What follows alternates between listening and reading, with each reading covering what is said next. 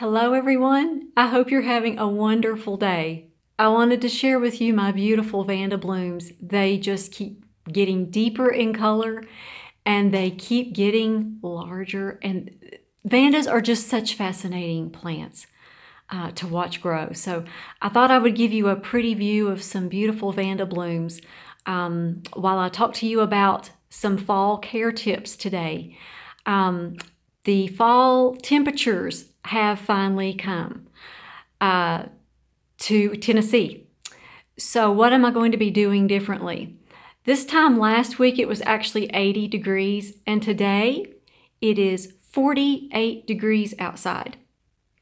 And it looks like the next week the cooler temperatures are going to hold. So there's going to be quite a few things that I'm going to be changing with my routine. For one thing, I can tell that that my bark phals and my moss phals don't need quite so much water.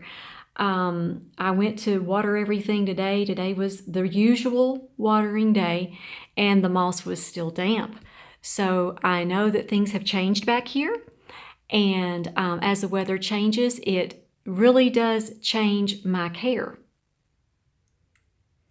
So let me show you what's going on with my moss phals. Most all of them are getting new leaves. On most of them, they have just started, like here on Buddy, here on this green miniature, okay? And here is Phal Legato. You see how her leaf is a little bit bigger, okay? And then she's got this secondary spike here. So I don't want to stop fertilizing altogether. I kind of figured out that where I've made my mistake in the cooler fall and cold winter months is that I was sticking with the same fertilizer that I was using for spring and summer. It was a 20-14-13, and of course some of that nitrogen was ammoniacal nitrogen. So the ammoniacal nitrogen needs higher temperatures than what you get in the fall and winter to be able to break down. Now, last week, I was using my 20-14-13 on that 80-degree hot day. Yes, I did. But now I'm faced with cooler temperatures. I think that the cooler temperatures are here to stay because I've checked my extended forecast. When you're growing orchids, it's always a good idea. Don't just depend on your short-term forecast. Go ahead and look at your long-term forecast and see what it's going to be like. Because when you've got cooler temperatures coming in and they're going to stay, then that's when there's going to be differences in your care.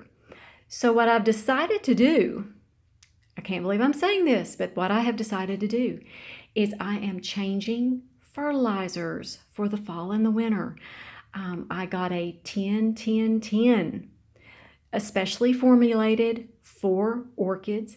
I haven't worked out the specifics yet on how much I'm going to be using. I've got to get my TDS monitor out and check the parts per million. I want to make sure that I don't want to give them too much, but I want to give them enough. Because as you see, we've got some new leaves here. We got a new leaf here. We got a new leaf in several of my phals. You know, we've got a secondary spike growing here. So this is active growth. Yes. So I'm going to change up the amount of nitrogen that they get, and I'm going to a nitrate nitrogen source, which is more readily absorbed. So that's what my plan is. So I wanted to give you that heads up. I just don't want to use that ammoniacal nitrogen on days when it's not warm and they don't have all that sunshine and the longer length of days too. Right now, our days are about 10.5 hours long. That's much different than it was just 2 or 3 weeks ago. The days are getting shorter now. So I will be adjusting my fertilizer routine as well. So I'm going to kind of tell you what mistakes I've made in the past and the reason why I've decided to go ahead and change that fertilizer. In the past, I've done it both ways. I have fertilized with the 20-14-13 at low doses. And what happens in the wintertime, what happens in the wintertime is that it burns the roots because the ammoniacal nitrogen can't break down. It has to have heat. It has to have sunshine to break down that nitrogen. And in my house, in the winter, I keep it between 68 and 70 degrees. A note on that, when your plant is in bark, that is fine. When it's in moss, it's fine. For my water culture orchids, I would recommend at least a 70-degree room temperature for them through the winter. I'm thinking that may have been one problem with my water culture phals last winter, is they just were not kept at a warm enough temperature. And that may have been the reason why I got some more rot than I should have actually. So just kind of a heads up on that. If your house is very cool in the winter, if you like having your air conditioner on throughout the summer and you like your room temperatures to be between 60 and 65 Fahrenheit during the winter, water culture probably is not a good choice for you. And let's talk about what happens when you don't fertilize them at all through the winter. What happens with me is that most of my phals are in full bloom all winter long. And when my phals start blooming, they bloom for a very, very long time. And I found that if I wait all winter long to fertilize them, by the time spring comes, they are tired looking. You know what I'm saying? The leaves just don't quite look as good as they did in the fall. They've lost their luster. And see, I like my foliage to look like this. So I believe that even when they're in bloom, they do need a small amount of fertilizer just to kind of keep them up because it takes a tremendous amount of energy for these things to bloom. So I've done it where I haven't fertilized hardly at all through the winter. Then I fertilized too much during the winter. Neither one of those worked well for my plants. So there's going to be a balance. I think the best thing is to take a balance and to watch the amount of fertilizer that you give them. One thing I do want to tell you about is one of the worst mistakes I ever made was I fertilized a small amount on a cold day. I'm talking a bitter cold day, 28 to 30 degrees Fahrenheit. Wait for a sunnier day in the middle of the winter especially. I won't be fertilizing mine on days that there's no sun, no warmth. I think that what my plan is going to be is on the days that I do fertilize just a little bit in the winter months, I'm going to put them in a sunny window.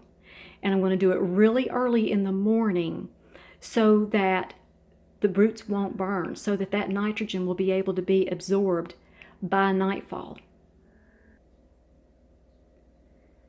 So for those of you who are growing your orchids indoors in a 68 to 70 degree room, just keep in mind that your fertilizer doses in the winter are going to be pretty low. Don't give them this high fertilizer amount that you do in the spring and summer. It really ended up in almost a catastrophe for me. Several of you have asked me, do I mix my own fertilizers? Do I make my own fertilizers? No. I always buy an orchid fertilizer, a fertilizer specifically designed for orchids. I do not trust my chemistry skills at all. I was the girl who almost blew up the chemistry lab in high school. And yes, yes, I seriously did. And I learned then that mixing chemicals is not my thing. I have no business doing that. Now, my chemistry skills have come a long way since then, but I would much rather buy a fertilizer specifically designed for orchids. That's just your best and safest bet for your orchids. So my Vandas will be getting the highest amount of fertilizer. And when I say the highest amount of fertilizer, I'm not going to be giving them the same high nitrogen dose that I was giving them during the summer. That will have to be pulled back a little bit. But I'll only be doing that on sunny days as well. It is warmer back here in my orchid room by about 3 to 5 degrees. So that is definitely going to work for me. And for my Dendrobium phalaenopsis, I will be doing the lower rate as well. And for my phals, I'll probably be giving them about the same amount. They seem to kind of like the same amount of fertilizer. Now, when you've got your phals in bark, that's another thing. You can give them a little bit more fertilizer than if they're in water culture. With your water culture levels and with your fertilizer levels with those water culture phals, you're going to want to pull back as well, because there's no medium around your water culture phals to absorb any of the excess nitrogen or any of the other excess nutrients in that fertilizer. So just keep that in mind as well. So I've come full circle here.